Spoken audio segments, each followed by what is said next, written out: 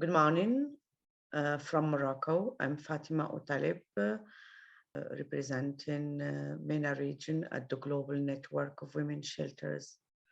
I'm Kitanaka Chisato, All Japan Women's Shelter Network in Japan.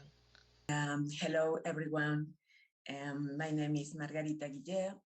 I'm coordinator of the Inter-American Network of Women Shelters. Hi, my name is Nafula Wafula. I am based in Nairobi, Kenya, and I have been involved in coordinating and verifying helpline numbers from Africa region for Lila.help.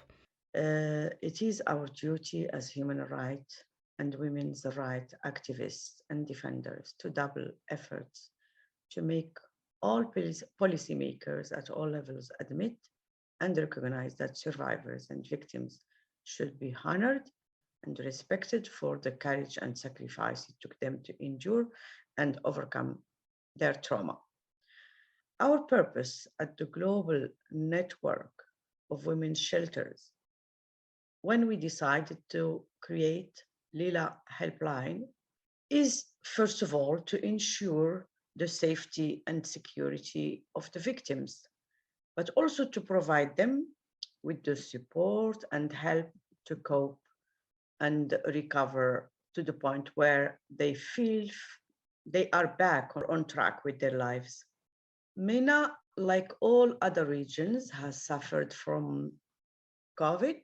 So globally, COVID pandemic increased awareness of the importance of remote support for GBV survivors.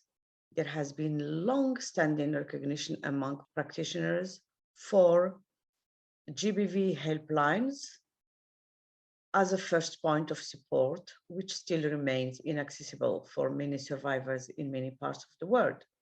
So too often women and girls experiencing violence are unable to access appropriate case management and multi-sectoral services due to their limited availability, financial, geographical, and security-related barriers to reach them, but also due to the lack of information on available shelters and services. And here, this is one of the motivations why we decided to create Lila Helpline, and mainly because in our region, in MENA region, this platform will for sure be one of the first platforms where help is provided for survivors and victims of GBV.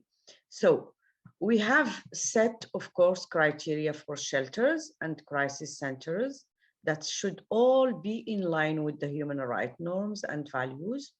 Shelters that are culturally sensitive to provide counseling in cases of trauma, that adopt appropriate attitude and language, that respects survivors' social norms and beliefs, and that are aware of the traditions and customs to be able to identify safe communication tools, adequate and appropriate services and support, and safe spaces for survivors.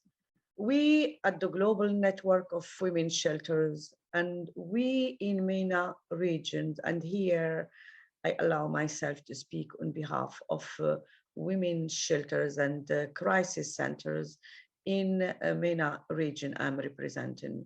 We are launching this Lila Helpline, which is an event, a unique event, yes, indeed, but this event and this Lila Helpline, if we really want it to serve its purposes, we need a global mobilization of activists to spread the word and to reach out to underserved and marginalized populations to mitigate risks, of course, and harm, but also to give survivors their chance to live in dignity and respect.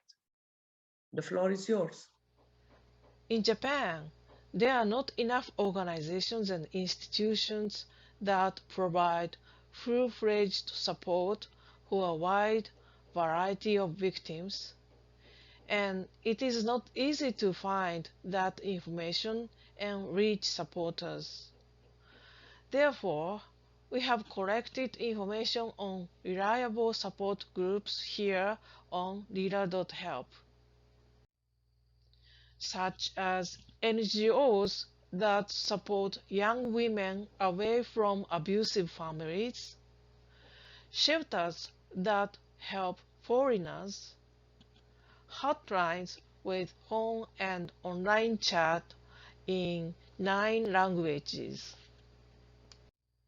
and domestic violence shelters, one-stop support centers for sexual violence, and more. For the people who provide services, Lila.help is a great opportunity to really be reached, to really be accessed in an easy way. In Latin America, the access of services, particularly in the pandemic time, was a real difficult time. So during the pandemic, Lila has been a great opportunity to reflect in the access that victims and survivors have to the local, national, regional services. And now that the technology gives us lots of opportunities to really reach out each other, to be in contact in real time, I think Lila.help is the real answer for all those who are looking for help for their daughters, sisters, for themselves. So for us, it's like a dream come true to have all the services, important services, trustable services in Latin America in just one click.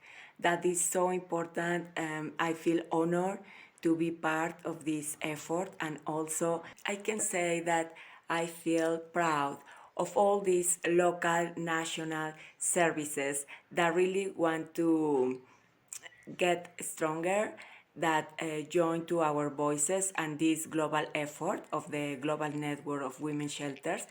And I think women and girls in our region, in our nation, in the world will be safer the sooner they can get access to real, trustable services to end violence against women. I cannot begin to explain how powerful Lila.help is. It brings with it an opportunity for shelters and helpline numbers and gender based violence service providers in Africa and all over the world to be able to create more access for survivors, get the information out there for those that need it the most, and also create more visibility around the work that they do and the information that is so vital for survivors and organizations and other service providers out there. I am excited about having Lila.help in Africa. I'm excited to see the organizations in the region mapped out to have a full grasp of the service provision that is happening across the continent, the number of organizations at grassroots level, at national level, and regional level that are providing gender based violence services that are so vital, and having clarity on the number of organizations that are providing these services, and not just clarity, but information that is verifiable and up to date is really, really important, not just for survivors, but also funders and possible partners that may be interested in supporting the work of these organizations in the region. So I am really, really excited about Lila.help. I'm really excited about the work that it is doing, and I'm excited about the partnerships and the growth and potential of the platform, and also the different organizations that are highlighted on the platform or included on the platform as well. Thank you so much, and thank you to Lila for the opportunity to be involved in this project and the opportunity to be able to strengthen the gender-based violence service providers organizations within the region. Thank you.